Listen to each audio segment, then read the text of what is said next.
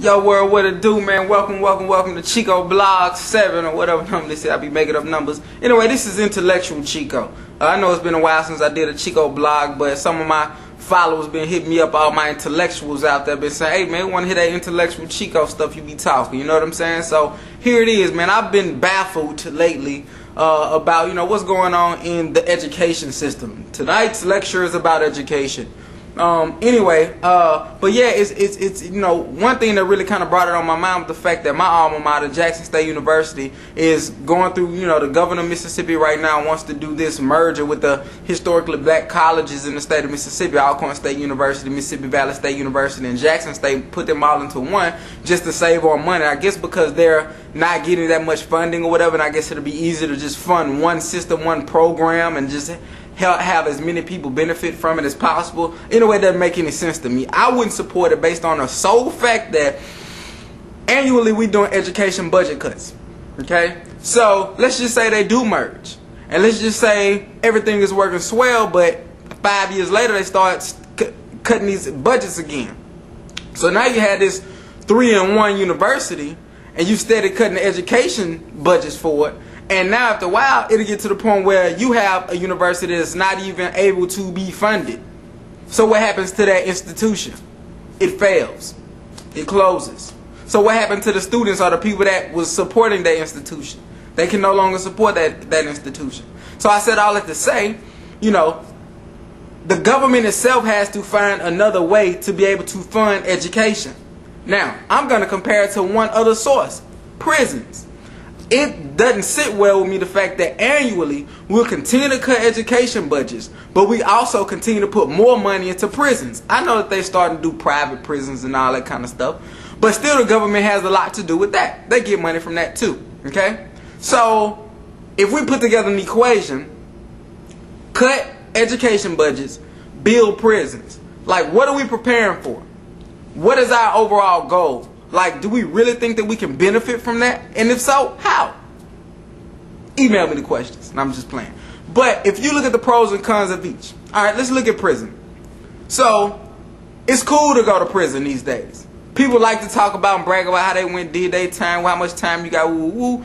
No one's scared of the penal system anymore. They basically make a mockery of it. We go to jail, we eat good, we sleep good, we got cell phones, we got TV. The only thing we ain't got is women. And some of us bold enough to go ahead and turn fag, whether they admit it or not, and have sex with other dudes in jail.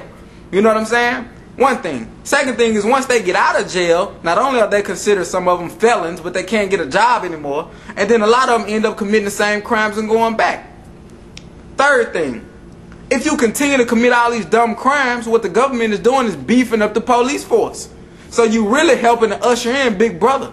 Do we want to be like the third world countries in which you just have police standing out on the side of the corner because there's so many of them and they don't have enough to do that they just monitor your every move? Do we really want to live in a society like that? Considering education. So let's just say they continue to cut education budgets. Well, I know for most of the large universities or your Ivy League schools, Harvard, Yale, Columbia, you know, they have a strong alumni base, and alumni give a lot of money to these institutions. That's fine. But what about those institutions that still educate or support students that don't have that strong alumni base? That's when it's important for the government to be able to have funding to fund those institutions. So let's just say the government continue to cut out funding. Then you start seeing these institutions, something like this merging, what could happen in 5 years if they so choose to merge. You know what I'm saying? You have these institutions that begin to shut down. So once these institutions begin to shut down, then you have students that might not be able to qualify to get in other universities. They might not afford large universities. You feel me? Like, then what are they to do? Then that's when you start having the obsolete just fall off into society. Now let's just consider the erosion effect, and that it began to go from, you know, you have your Ivy League schools, you got your lower schools, your community colleges or whatever. But let's just say if the education or institutions of higher learning begin to erode to the fact that, you know, now they're, you know, a lot of them starting to close down because they can't get funding. So now you have a nation of people that can't get higher education. So if you got a nation of people that can't get higher education, then your workforce, your job market is failing.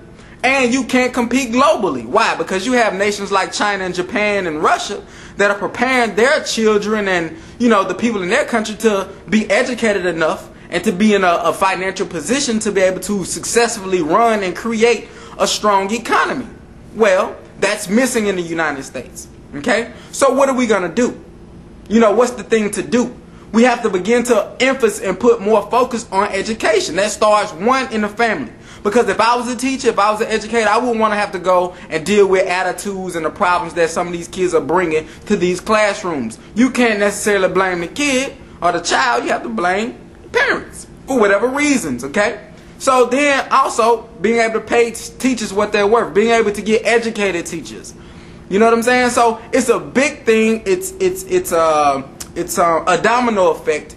And if we don't begin to prepare our youth, our young people, and even people that's my age, your teens, your early 20s, period, to be more educated, to value education once again, and to go out and to contribute to society, then are we really prospering as a nation?